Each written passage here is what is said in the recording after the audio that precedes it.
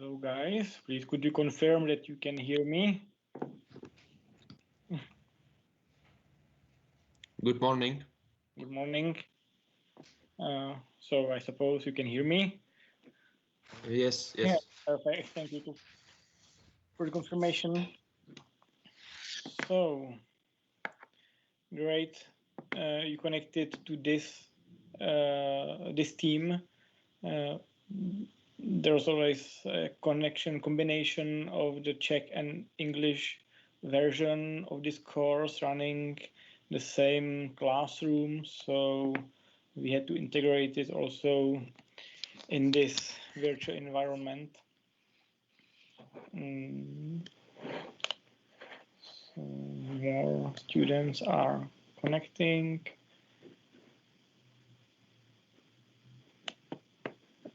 So let's wait a few more minutes, let's say till 9:20, and then we will start. I will try to share the presentation.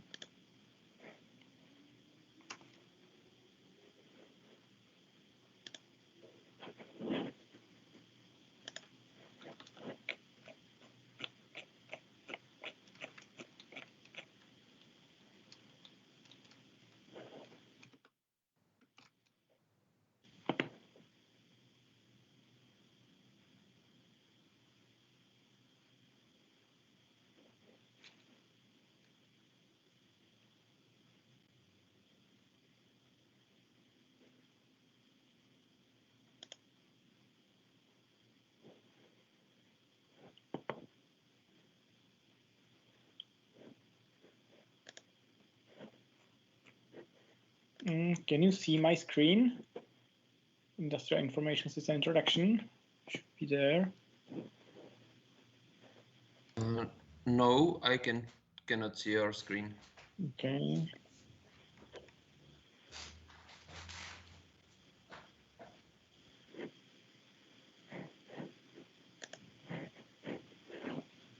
Yes, I do now. I think you shared the Teams window. Yeah, Teams window, you're right.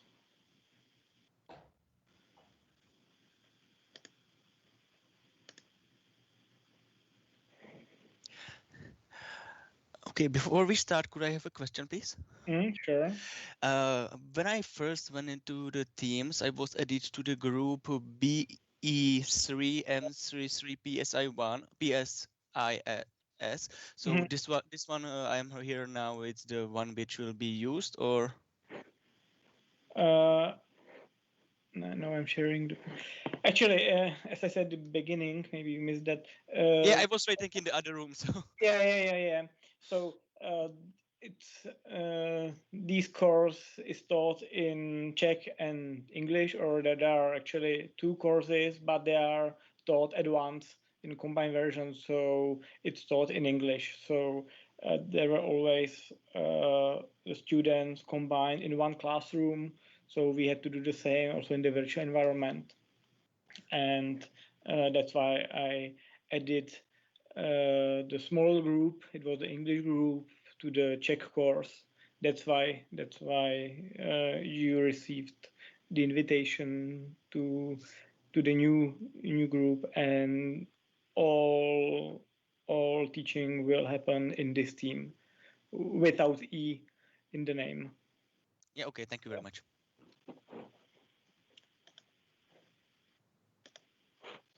Well, I'm not sharing what I wanted exactly, so now it's what I wanted.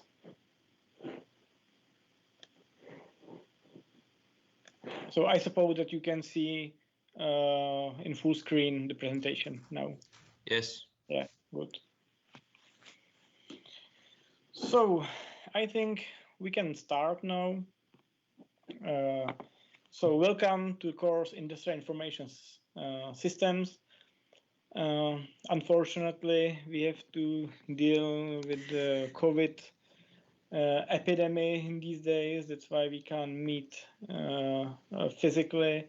which is a pity because this course is quite practical and there are various practical demonstrations that I used to visit and talk about during this course. So we would have to survive without these possibilities, and also there was a plan to visit some factories, which will unfortunately not be possible, I guess, but maybe we can use some telepresence of some experts from industry to share their opinions on the new trends in industrial automation. So anyway, we have to deal with what we have, and we will do our best to make the experience of industrial information as good as possible. So there will be 3 teachers. The first, me, I'm Petr Kadera. I am responsible for a research group, Intelligent Systems for Industry, which is located in a CIRC building. It's part of the CIRC, Czech Institute of Informatics, Robotics and Cybernetics, which is a part of CTU. And basically we are working on projects where artificial intelligence meet industry. So our goal is to efficiently collect data from processes, process them, and make some improvements with them to make the physical processes better. Together with me, there will be Václav Jirkovský, who will be responsible for the data management and semantic technology part of the course, and also Martin Macáš, who will teach the topic statistical process control, basically quality assurance of manufacturing processes. So an important part, of course, it's scoring. We had to do some minor changes because of this distance way of teaching, but actually the scoring is quite simple. Since the course is quite practical and we want to make various hands-on sessions, there will be 50% of points available from some practical tasks, from assignments, some homeworks we will work on, and at the end of the course there will be an exam test from which you can get another 50 points. All assignments has to meet the minimal requirements, so it's not possible to leave something without any activities, but the final grade will be aggregation of all the points you will get. So at the beginning, I will motivate you with introduction of the traditional structure of automation systems, and then we will talk about the new challenges and the transformation that's frequently called Industry 4.0. After that, we will talk about discrete event systems models, pattern nets, performance models, and agent-based models. Then the statistical process control topic will arrive, and at the end of the course, semantics and big data stuff will be covered. So, any questions so far, or so far so good?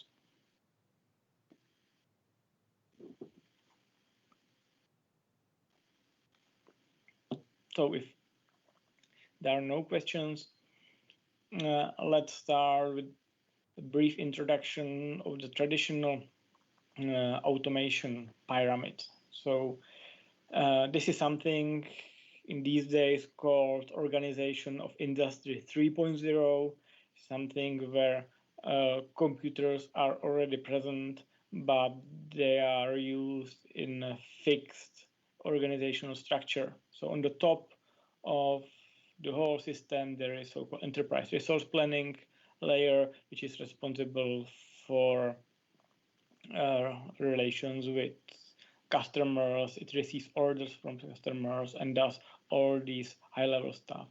Under that is manufacturing execution system, below which is SCADA system, and on the lowest layer there is a shop floor and process control.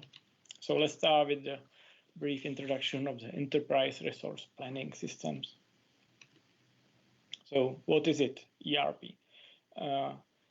It's a complex system which main aim is to integrate all the information processes and organizational processes within a company.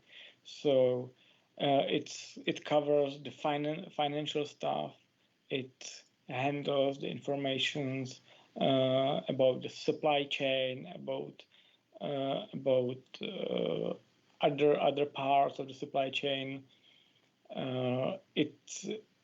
It covers the information about the manufacturing facilities. So what factories are part of the organization, what are the layouts of these factories, maintenance stuff related to the factories.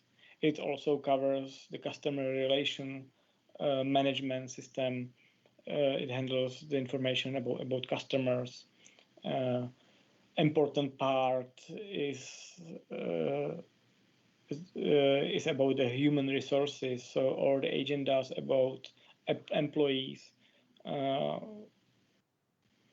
computation of wages, presence of employees at work, and so on.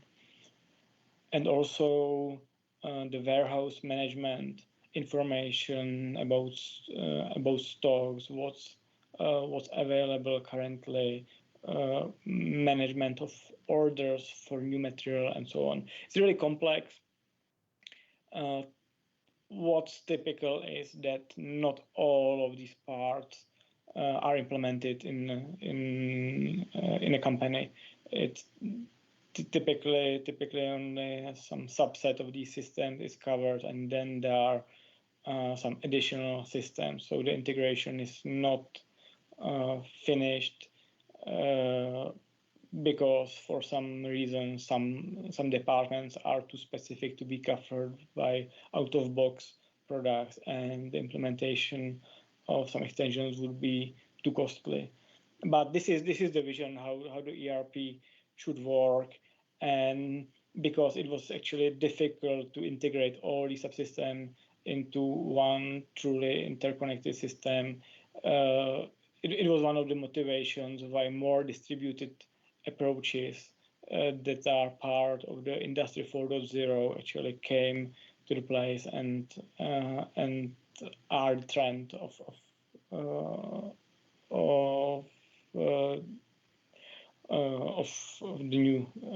the new manufacturing systems.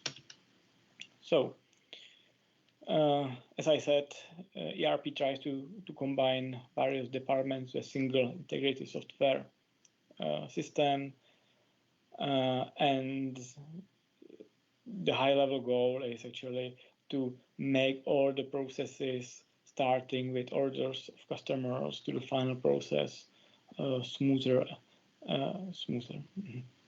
So if such a system is implemented correctly, it saves time and increases productivity.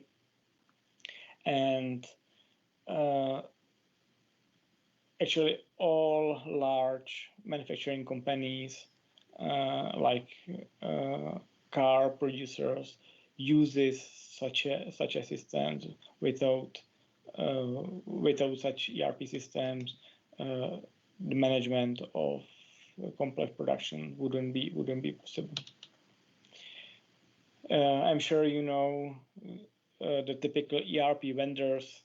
The most known is SAP company, a German company that introduced in early 70s system based on at that time a novel database schema, relational databases, and because they designed the system in a modular way, it actually got quite famous and successful, and nowadays it's a clear number one in ERP systems, and actually all large companies, the biggest companies in the world, uses SAP as their main system.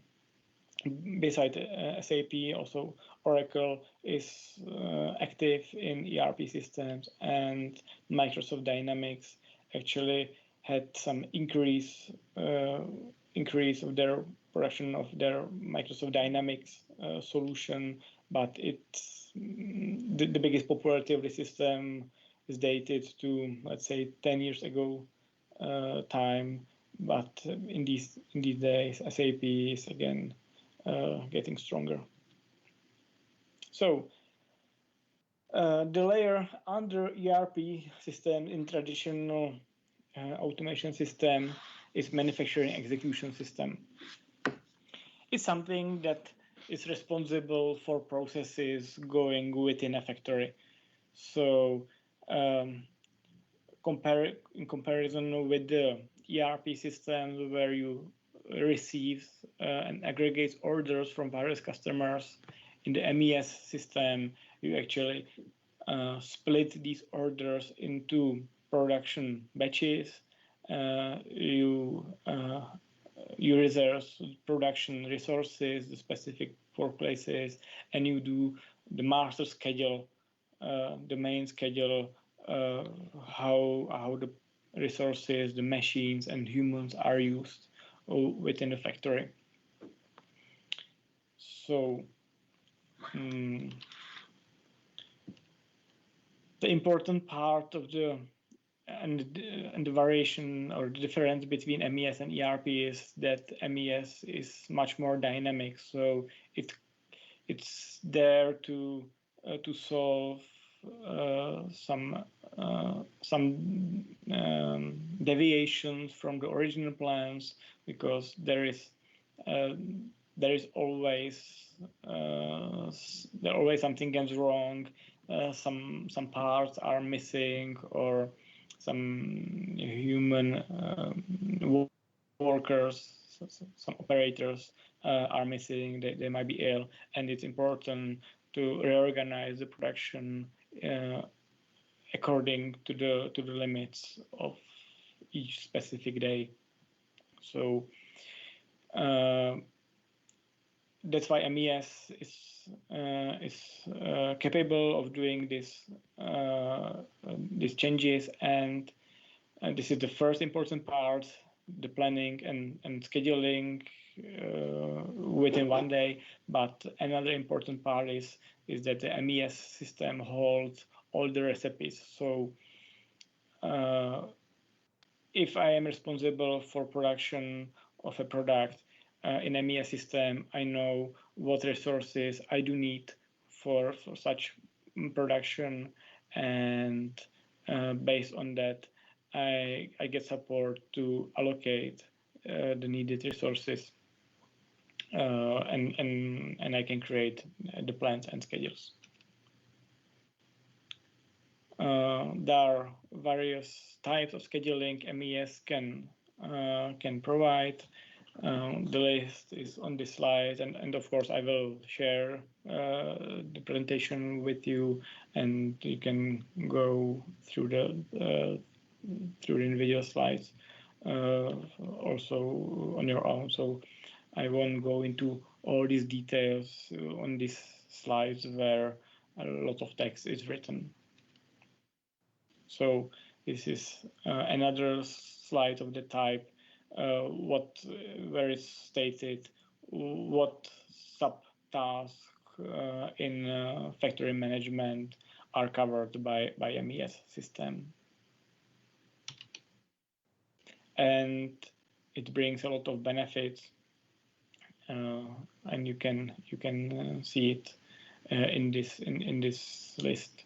So the most important thing is that it reduces the manufacturing cycle time, because it can adapt, because the processes can adapt to the new conditions. Typical vendors, they are more coming from the automation domain, so not big IT companies that we saw in the context of ERP systems, but more automation companies. In Europe, Siemens is the number one. Their traditional, their former MES system was called Simatic IT, then Simatic IT UA, which we supported the new communication protocol OPC UA, but it was renamed to Siemens Op Center. This system is currently being installed in our testbed, and so if the situation will allow us at the end of this course, we can visit this facility and show it in more practical way how such a MES system works and what it covers. And other MES vendors, ABB, Schneider, Rockwell, and these all systems, they are the most important and known vendors of this type of software.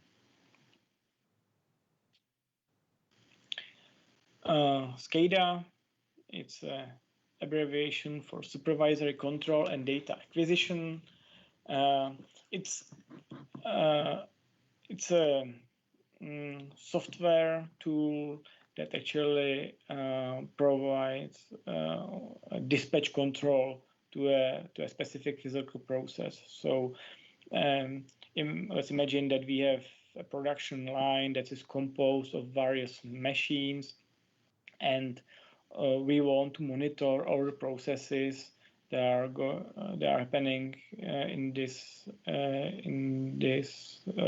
production line from one place. So we don't want to go from one machine to another one and use the local human-machine interfaces, but we want to have a complete overview of the ongoing processes from one desk. And exactly for that purpose, the SCADA systems were introduced. It collects the field data from sensors and machines, and the system does some pre-processing and visualizes the important aspects of the data to the human operator. Important thing is that these systems were the key enablers of a distributed control systems. So systems where multiple devices are combined into one integrated systems, and they are monitored from one place. So the main part of the SCADA system is a central server, which is a database. Sometimes the databases connected to physical production are called historians. Are databases that are optimized for storage of time series. So a series of data points coming from one process. So it's a row of numbers that describes the states of a process. So, for example, a row of numbers that indicate what the temperature of some element was within the production. Because such a time series is just a set of numbers that are important to be understood directly, important part of SCADA systems are analytical components that can analyze such a time series, use some moving windows approaches to show some average numbers in some time periods, visualize the trends, visualize some danger states, and so on. So this is the central part of the SCADA system database with some analytical software connected to it. Of course, since we need to collect the data from physical processes, we do need some input-output modules, some modules that provide the interface between the physical process, physical machine, and the digital database-oriented world. These I/O modules are controlled by controllers that runs the monitoring tasks and does the real-time synchronization between individual resources. Sometimes there are so-called remote terminal units that provides access to the remote data from the production lines. Of course, human-machine interface, some screens used to visualize the processes are also important part of these systems. And then the infrastructure components like communication networks and sensors and actuators are also necessary part of this whole SCADA landscape. So this is a typical example how such a SCADA system may look like. There is a central SCADA master system, server running the database, and it's connected to remote terminal units that are located close to the physical processes and collects the data from production. So the remote terminal units are typically industrial PCs and bridges the high-level system databases with the low-level world of sensors and actuators.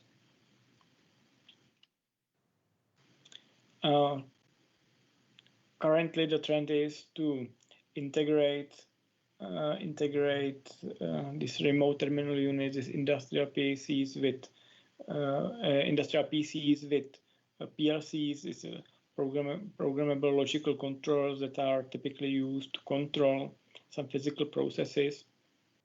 The reason is simple. So the original or the former PLCs were quite weak devices that were oriented only on the real-time control, cycle time, fixed cycle time based control to provide the real-time responsiveness, and there was no other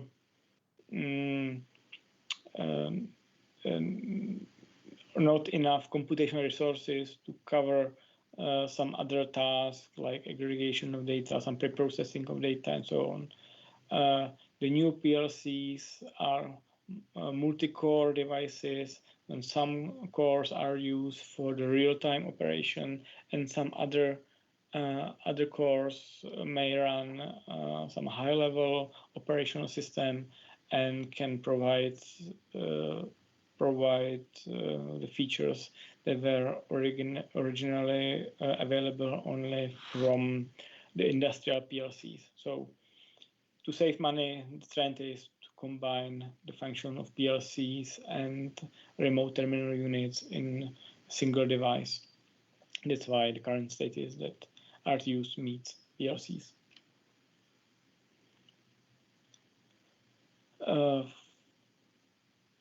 Current trend is also, and it's not only related to SCADA system, but to whole automation domain. the trend is that the systems are becoming more open. They are becoming more and more popular open communication protocols because the customers don't want to experience so-called vendor lock anymore. So to be locked to components only from one vendor of automation products. And this is also the point for the SCADA systems. So currently, the SCADA system can be realized with combination of devices from various vendors. There are standards. The most important standard we will also mention during this course is OPC-UA, Open Process Control Unified Architecture Standard. That is platform independent, and in these days supported by a broad range of companies. So here's a list of the most popular SCADA systems. Simatic Win CC is a Siemens product, Siemens SCADA. You can see it also in our testbed. MySCADA is actually a Czech company, which is also quite successful on the European market. And this is the MySCADA is a typical example of an open SCADA system where we have various connectors to using various communication protocols to be able to integrate multiple components, providing data from the shop floor. So, any questions?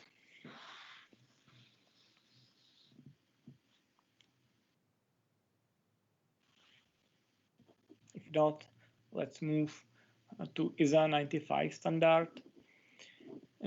As actually the name of the standard indicates, it's not a very new thing. It was developed in 90s, but the new versions actually are coming.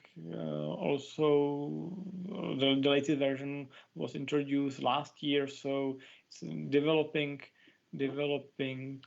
standard, and it's something that actually provided the means for the so-called fourth industrial revolution. And why?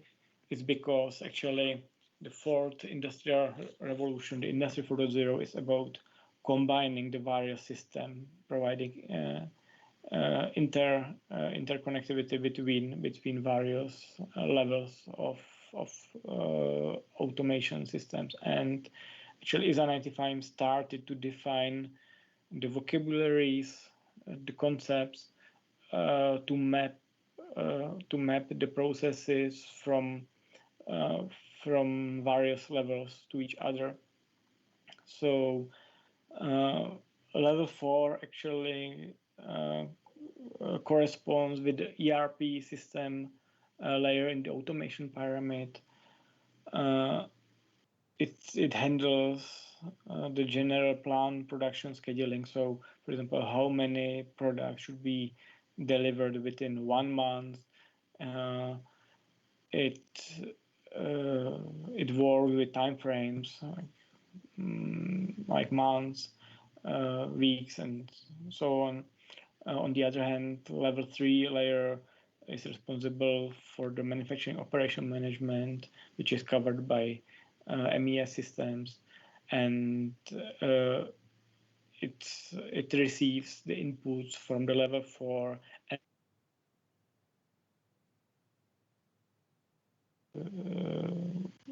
more precise schedules that can be then really used by the operators and resources on the shop floor. So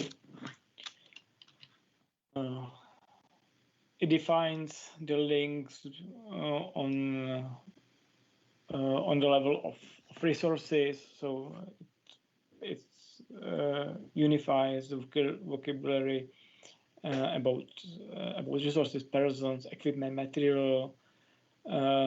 It's standardized description of the capabilities that are needed to produce a product. It also clearly defines the concept of a product, what it is. That product is something that has a recipe that has to be followed. It defines the basic concept of production schedule and production performance, so how to monitor that production is successful or not, efficient or inefficient. And with the motivation from the ISA 95 standard, at the Hanover Fair in 2011, there was a discussion between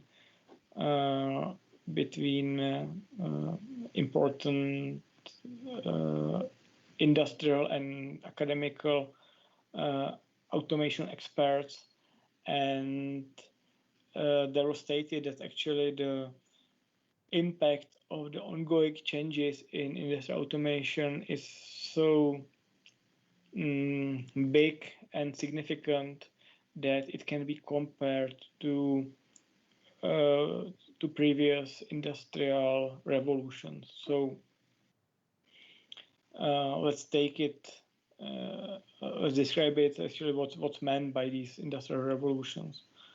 Actually, the first industrial revolution refers to the change of production in the 19th century, where water and steam power became to be more controllable. So there was a steam engine, and also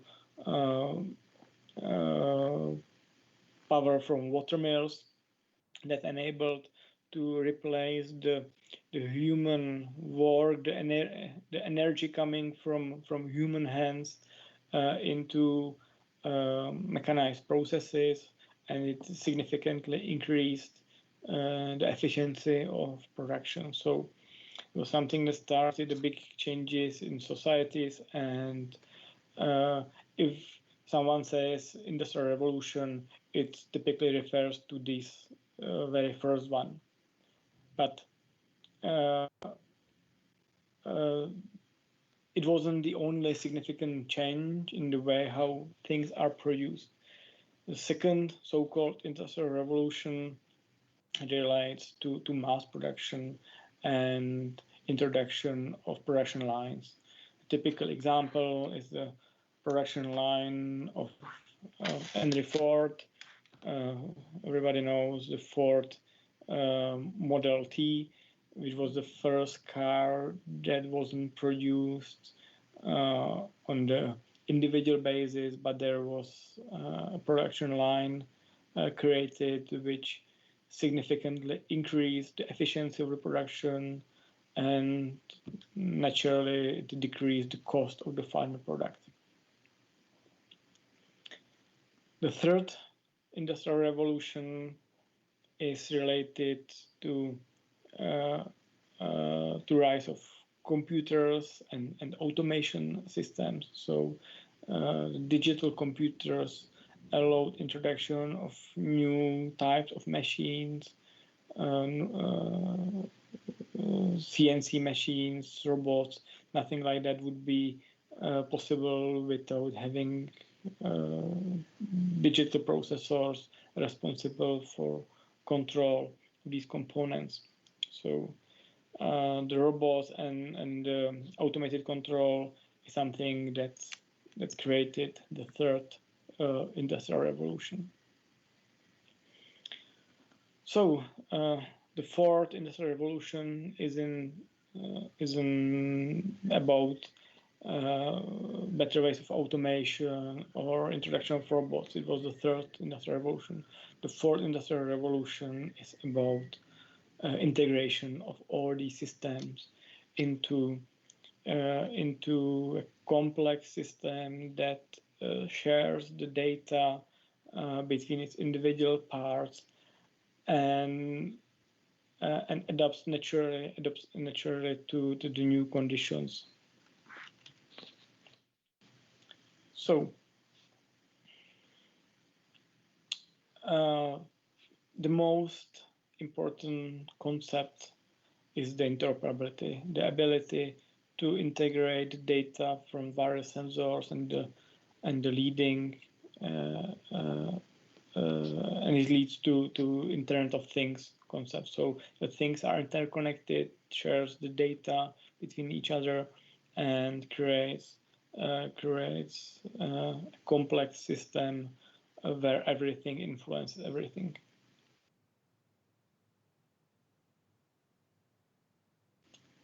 A significant disadvantage of such integrated system is that the complexity disables to do centralized decisions. So you can't create a scheduling system to cover all aspects. The complexity of these tasks, scheduling tasks, and plan tasks, is exponential. So if you create a bigger problem, if you combine more sub-problems into one, you can't solve it in a central way.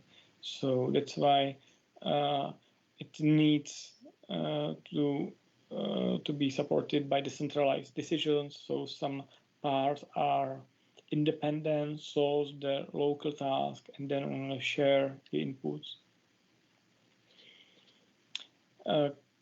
Key concept in Industry 4.0 is to naturally combine human capabilities with machines. So the goal isn't to replace humans, but actually to allow humans to focus on the task where the human capabilities, the dexterity of humans is necessary, and the tasks that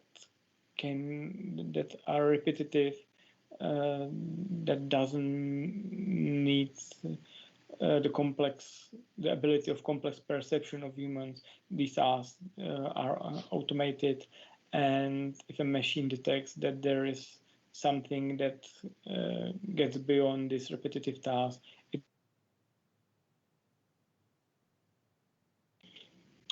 and because of the connected nature of these new systems, Industry 4.0 solutions support virtualization. Virtualization is something that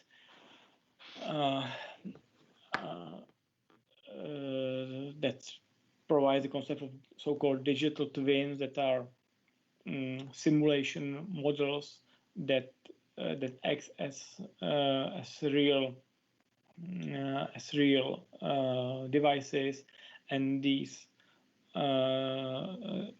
models are important from various perspectives. The first is that a new system that's gonna be integrated into existing one can be tested before it's physically completed. So there is so-called hardware in the loop approach, where the real devices can be connected to the simulated components, and the process of virtual commissioning can be done before the final setup, the production line is realized. So we adopted this picture from SAP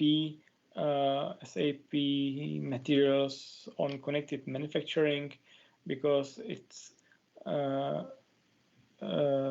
visualizes and demonstrates the main part of the Industry 4.0 solutions. So I'll start with at least to my mind, the most important part of this family of subsystems. It's cyber-physical production systems.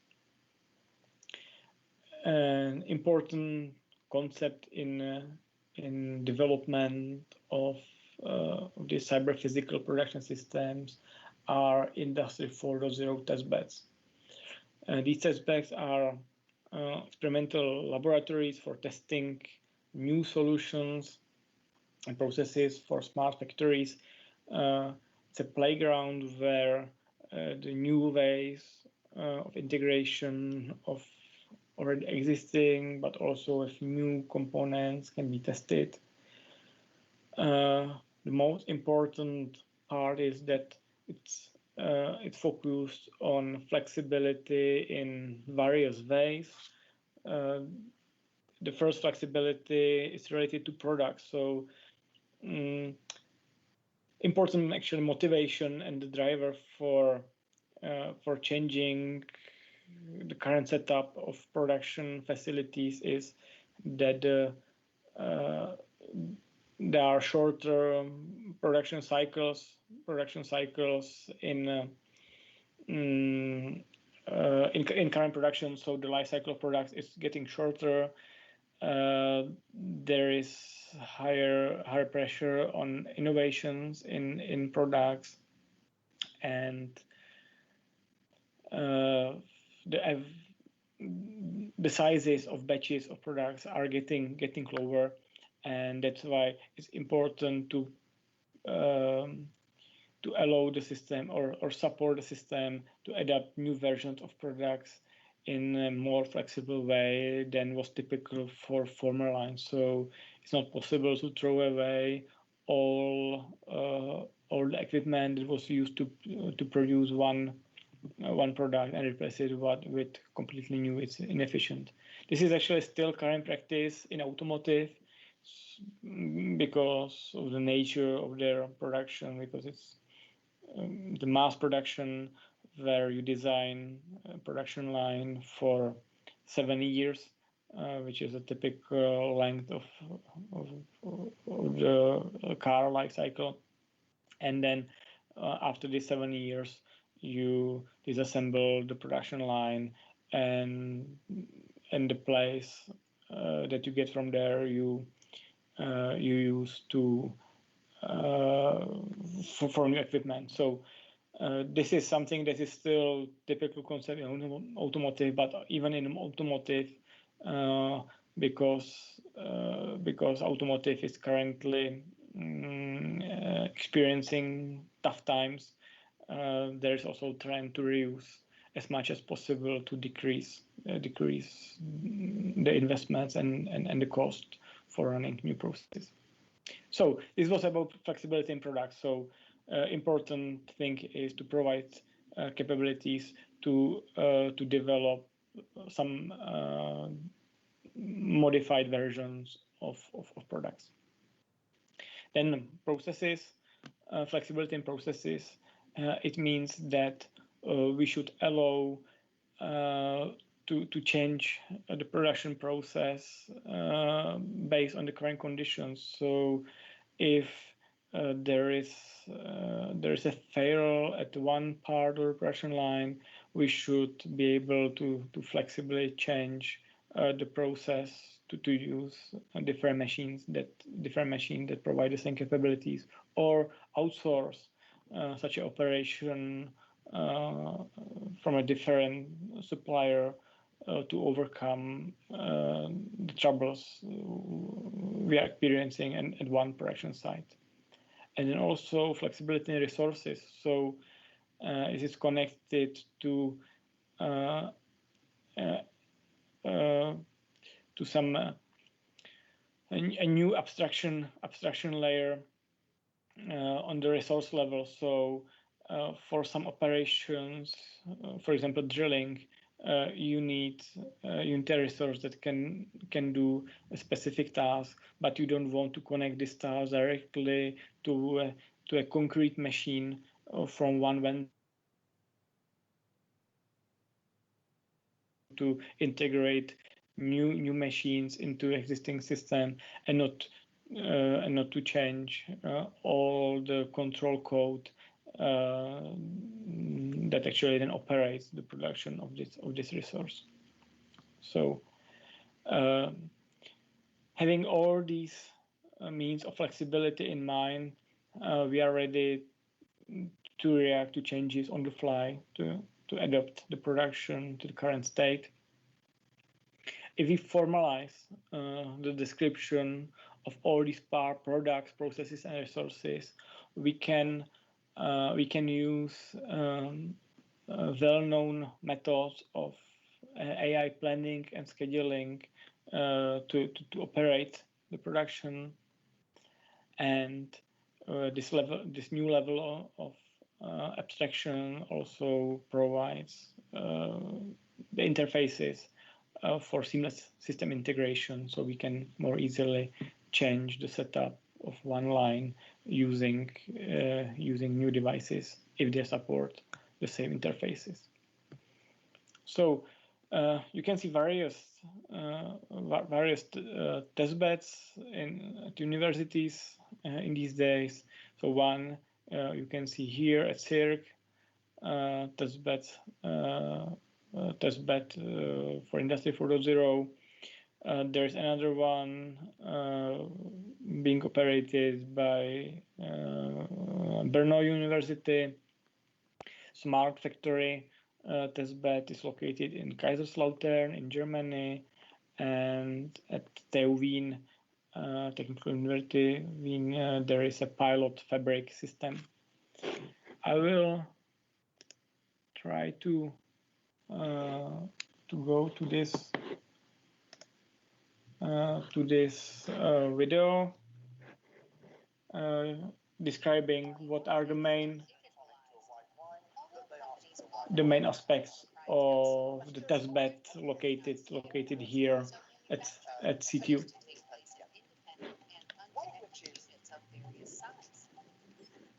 Can you see? Have joined forces in the creation of a project for new intelligent. Can you see and hear? Yes. Video? Good. Yes, yes. The Industry 4.0 environment.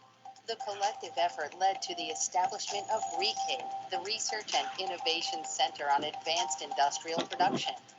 RECAPE primarily focuses on developing an entirely new concept of multi-site production in which each machine has a digital twin that reflects its characteristics and communicates with other digital twins. Digital twins aren't used only for individual machines. Entire manufacturing units and other entities involved in production can have them too. This makes it possible to simulate the entire production process and reciprocal communication, thus significantly accelerating production preparation while eliminating the occurrence of errors. Thanks to artificial intelligence, manufacturing units are able to share knowledge with one another, and the system can optimize production and respond quickly to constantly changing environments. Moreover, the combination of virtual reality and augmented reality allows additional virtual devices to be introduced to the production process and tested prior to their physical implementation in shop floor. Likewise, potential new suppliers can enter the process, as well as the customer, who can configure the parameters of the required product and make other changes if necessary, even at the last minute. These are the principles upon which future automated multi-site production networks will be built, and upon which they will accelerate the implementation of new manufacturing processes, reduce production costs, and make it easier for companies to enter the market and value chains. Production as a service and shared resources. This is the future of industrial manufacturing.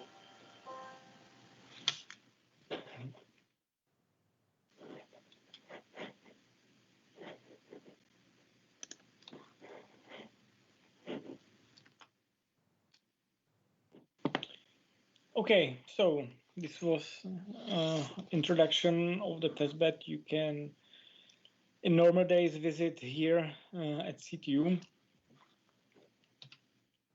This is how it looks like physically. So the backbone of the whole testbed is a transportation system from Schmidt, Montratec, which interconnects 4 robots. There are 3 KUKA Agilus robots and 1 KUKA EVA robot. And then the automation system part is covered by 4 Siemens PLCs. So the current use case you can see in our testbed is production of 3D printed truck models. The important aspect of this production is that the plans are planned on the fly based on the current state of the production line. So the system keeps overview of location of individual parts needed to produce the cars. It keeps this in the form of a digital twin that handles all the states of resources, as well as semi-products and finished cars. And having this, we can use automated planner to transform the current state of the system into the desired one. So if we desire to have truck with yellow cabin and blue bed, we just formulate this in a formal way to the system, and the system finds the list of operations that has to be created by the individual devices, by the robots, and the transportation system actually moves the shuttles in the way that the robots can finish their task. The MES system we developed here orchestrate this plan and transforms the logical plan into, and at the end of this process the physical product is finished. So the physical part of the system is here, 4 robots, several positioning units. It's a place where the shuttles running on the Montrac system can park. Some track switches that actually routes the shuttles in the system.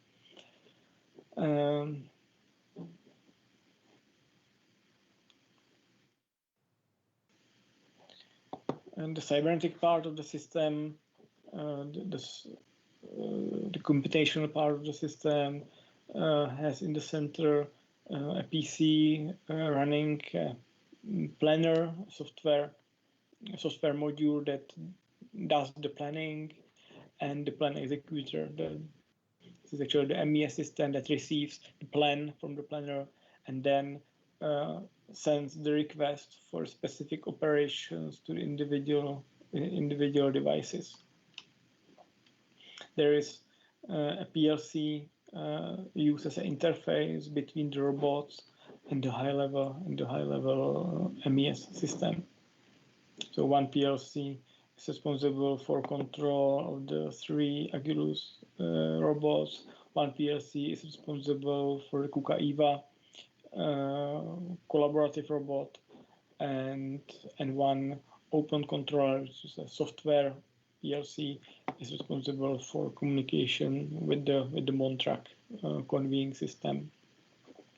And then there is a visualization SCADA system using the WinCC Siemens SCADA module to show what's actually happening currently on the system, what's the current state of the individual components.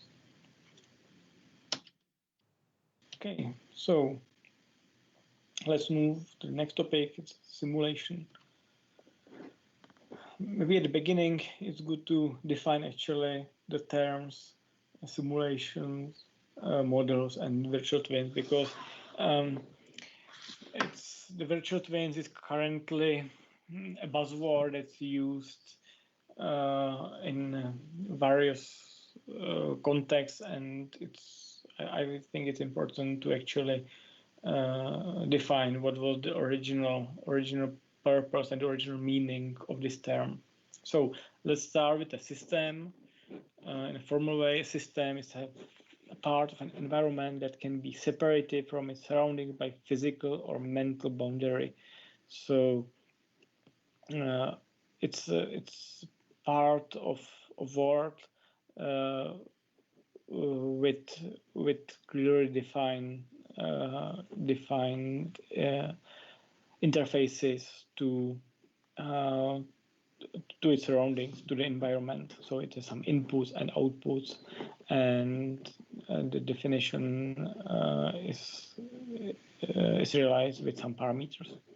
So mathematical model for a system, it's a formalized way of such a system. So it's some simplified representation of a real system, and the model is formulated with some with terms of physics, or some with mathematical tools, some equations that describes the behavior of such a system. So a simulation model differs from the mathematical model in the way that it's executable. So you can execute the behavior of such model and observe the changes within such model. You can observe the outputs and the reactions to inputs.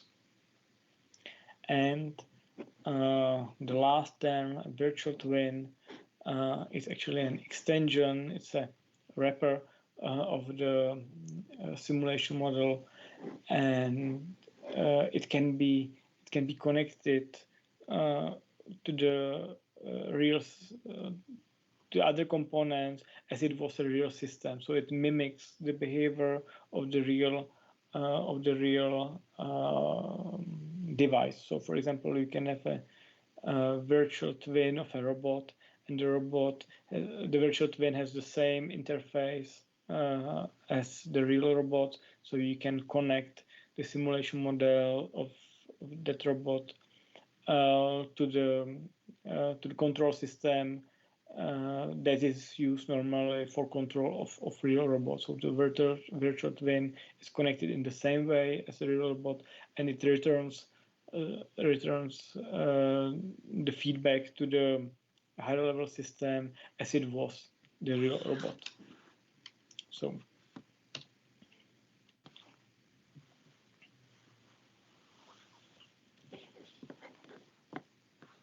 it's important to create a virtual twin. You need to respect actually what it's based on. It's based on a model and a mathematical model of the system. So you need to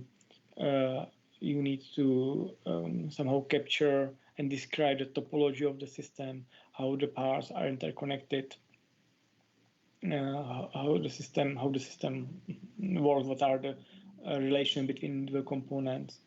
You have to establish a communication infrastructure, how the individual components communicate between each other. And if you have this, you can extend it with some complex description to provide some means for some advanced tasks like predictive maintenance. So predict what can happen within such a system in the future and avoid some errors in advance. So for that purpose, there is an ML automation markup language or data format that enables to describe the automation system in neutral and platform independent way. It has been standardized in IEC norm, and it has been adopted by many companies that are organized in automation ML consortium. Actually, the key advocate and the first adopter of the system was Daimler. Daimler, producer of Mercedes cars, and was followed by a wide range of another German companies. But currently it's adopted all around Europe. But the main partners are Daimler, Volkswagen, Siemens, and from research institutions, mostly the Magdeburg University, namely Arndt Lieder, who is actually the godfather of this standard. So the definition in automation ML modeling format is composed of 4 parts. The first part defines interface libraries, so it defines interfaces among the individual components. So the second part of the description is the role class libraries. It defines what are the logical roles of individual companies of individual components in the whole system. Then there is a system unit class library which defines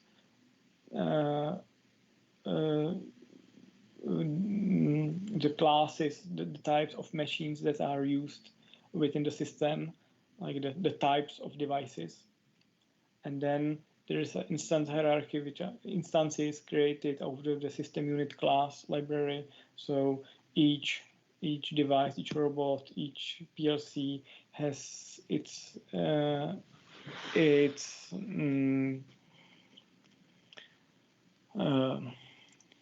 representative in this hierarchy.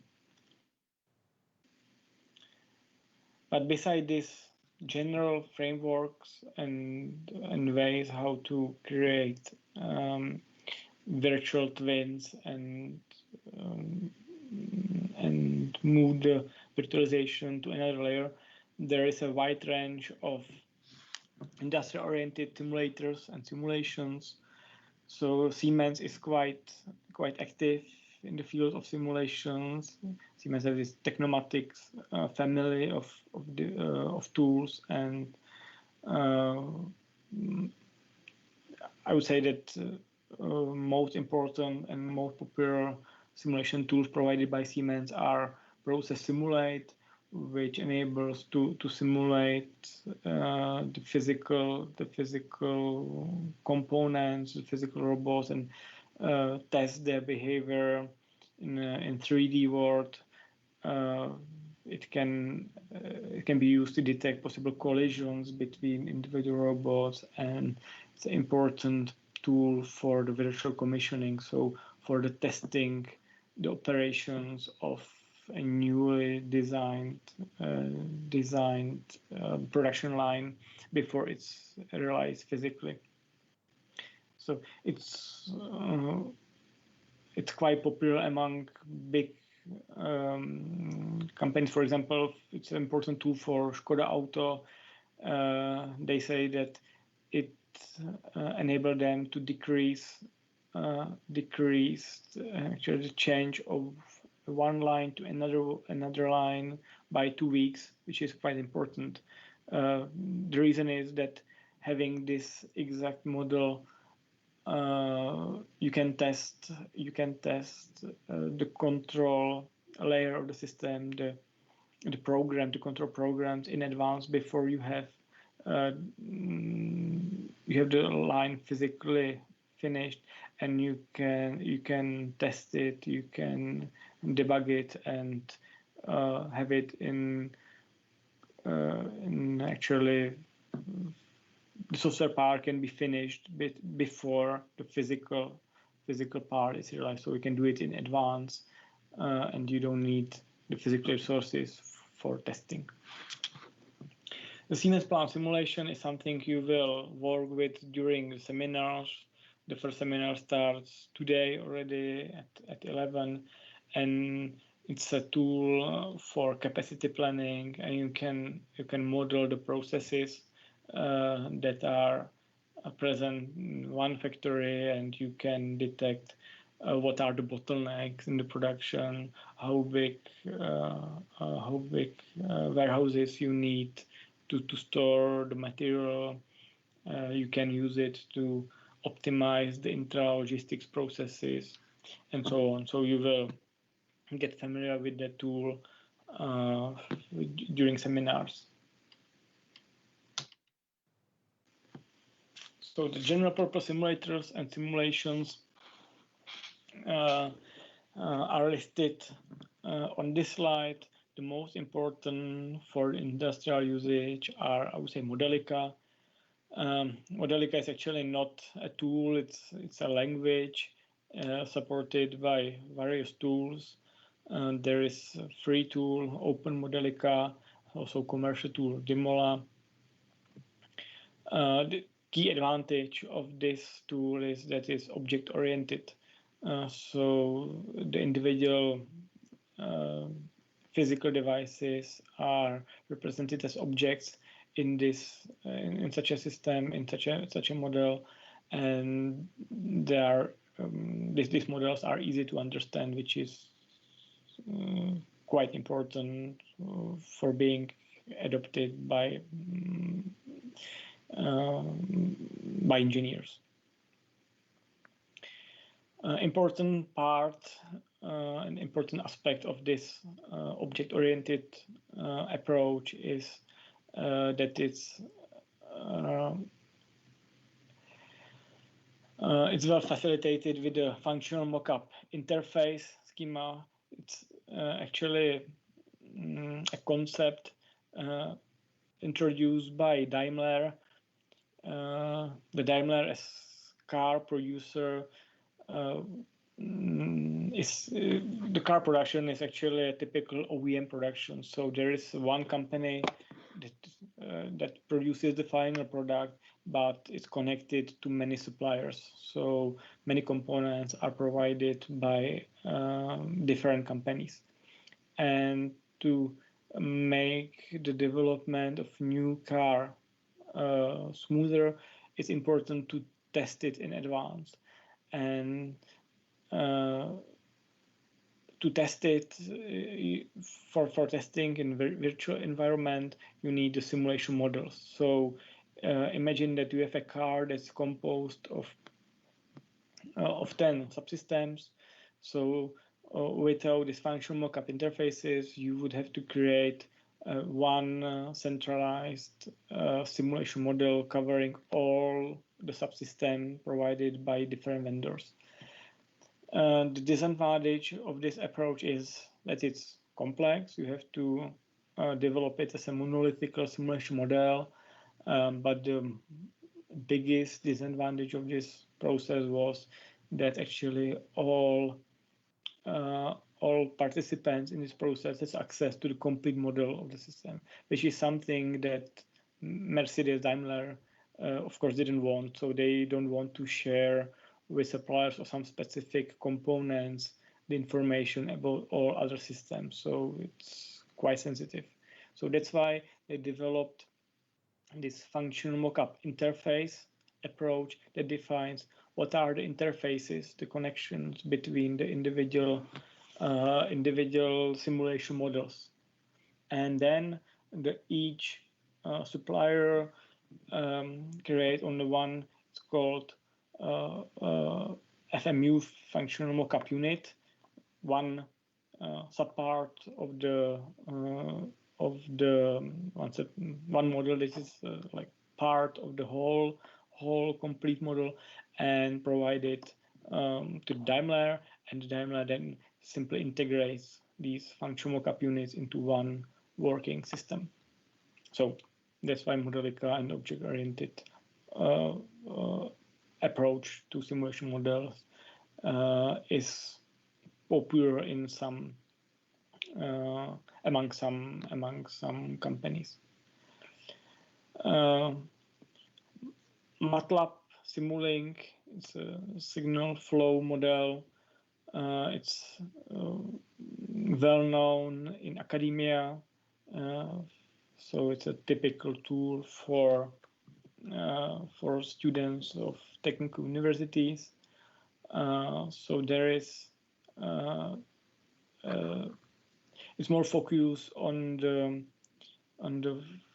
physics, on the processes, on the signals running below the physical components.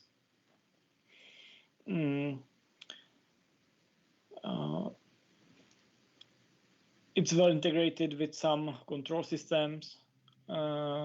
It allows to generate the C++ code that can be then used without the MATLAB program itself. And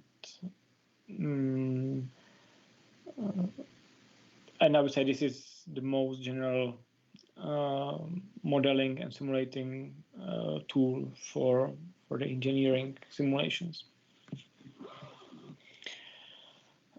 Big topic is creation of hybrid systems combining continuous time and event-driven modeling. This is something that comes into play when you need to combine, for example, some computational resources with some cycle time that does the computation only at predefined time points with some physical process that controls with some physical process that has of course the continuous time nature. So for example, a well-known problem was some control system for water distribution system when there was the position of the valves were changed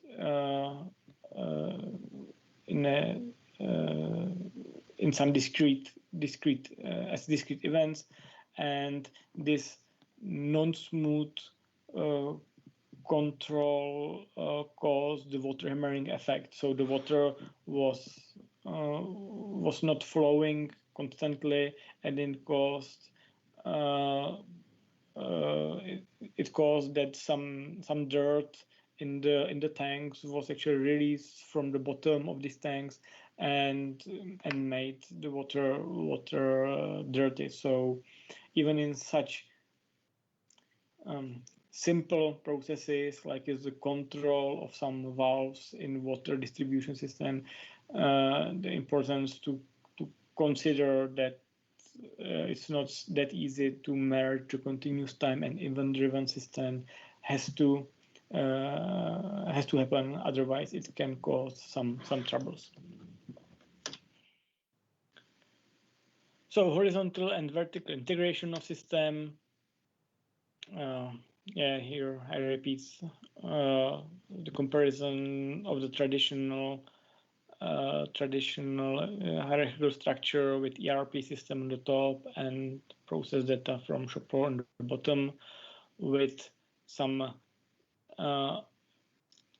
Internet of Things schema is a three-dimensional cube known as RAMI architecture, reference architecture for Industry 4.0, which defines how the systems are related not only in a hierarchical way but also in the horizontal way. So it defines the standards to be used among various stages of the product life cycle. So we used the models that was created to design a new product, also during production of the product, and also for the maintenance of the product, and so on.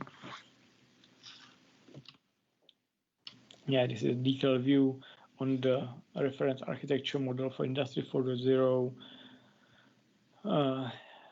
The three axes are hierarchy level, lifecycle and value stream, and then organizational layers: business, function, information, communication, integration, and asset.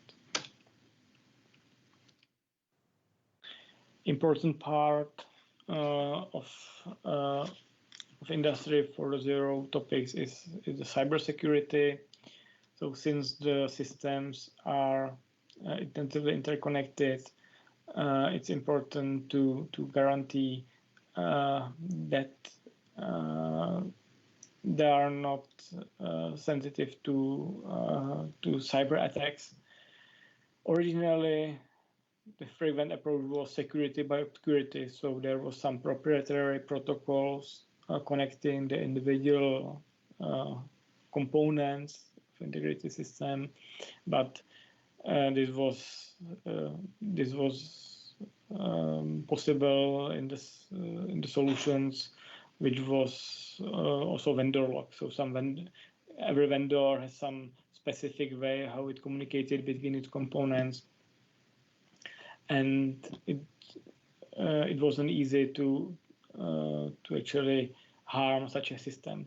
But in the world of open components, when you want to use open communication protocols, you have to use some systematic means of cybersecurity. So the OPC-UA brings certificates and credentials into play.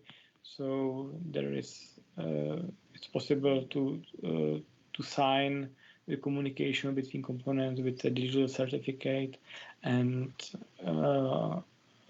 make clear who communicates with whom.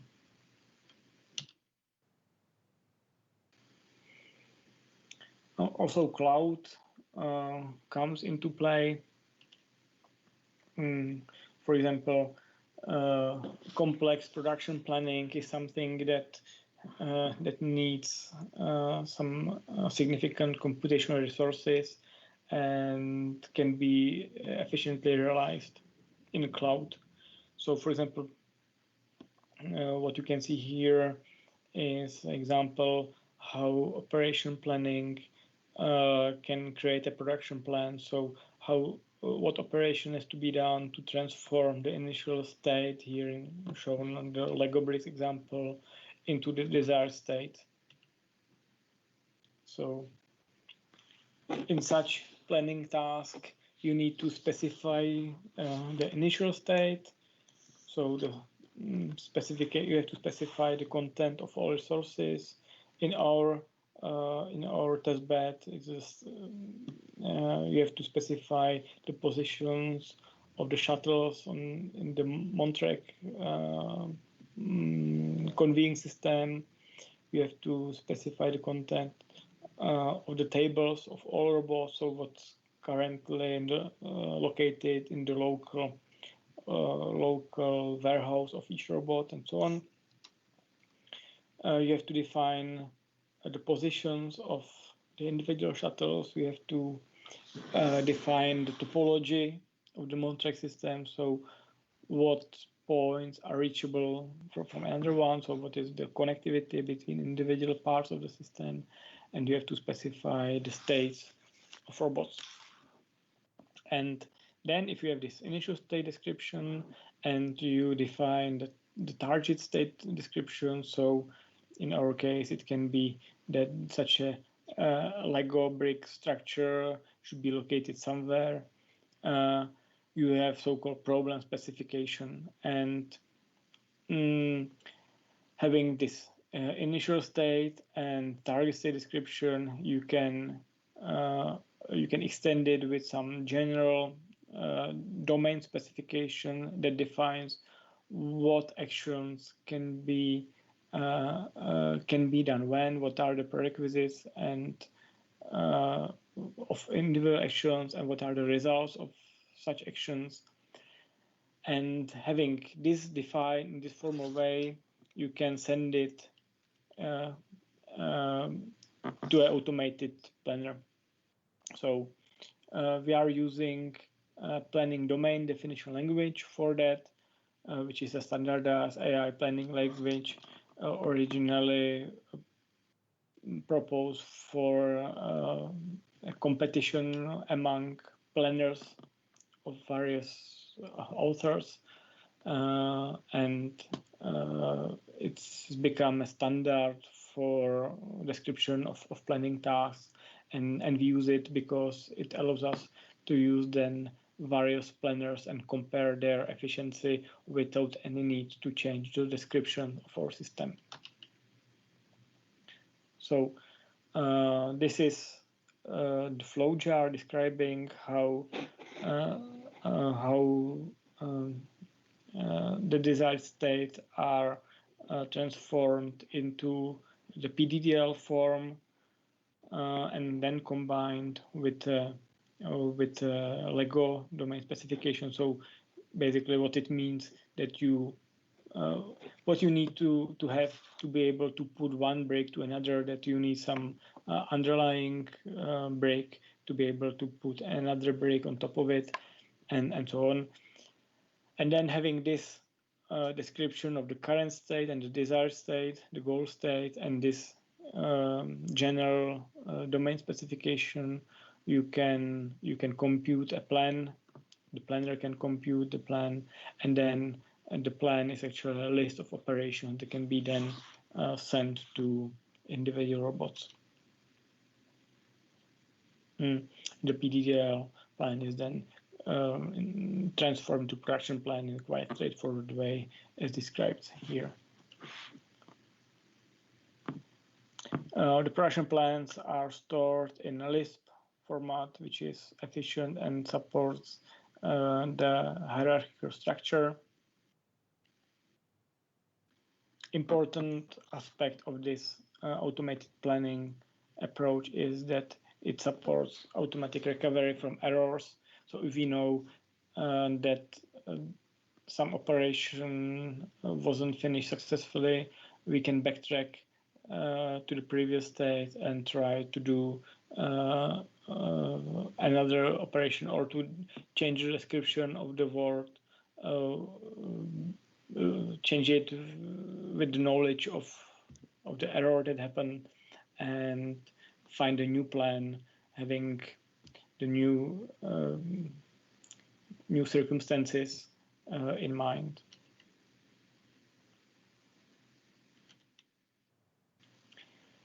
Additive manufacturing is something that's also quite popular in these days, because it brings the flexibility to the both not only product but also production side. So the 3D printing is important not only because you can print and design the product itself, but you also can print some interfaces, some for example fingers for robots, to be able to grip some specific shapes. So there are various technologies of 3D printing.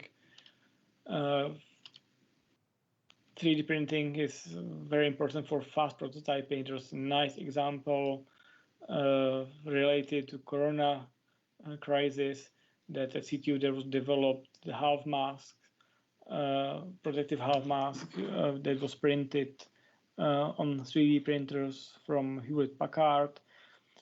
The crucial thing was that it was possible to get from the initial idea to a certified product in 7 days. Something that wouldn't be possible without the 3D printing technology. And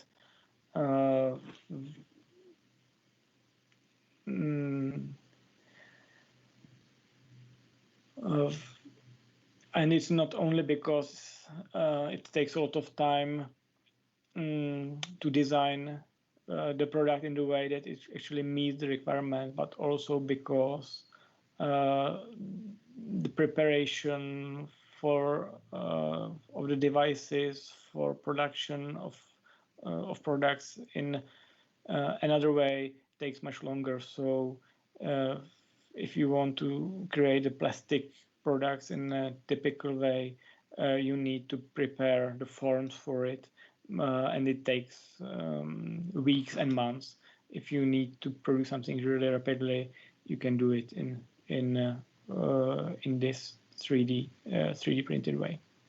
Because the time is over, I'm sorry I didn't finish what I wanted to finish in this introductory task. So instead of hurrying up as I tried in the last minute, I would stop it now here, and I will finish the first lecture at the beginning of the next lecture.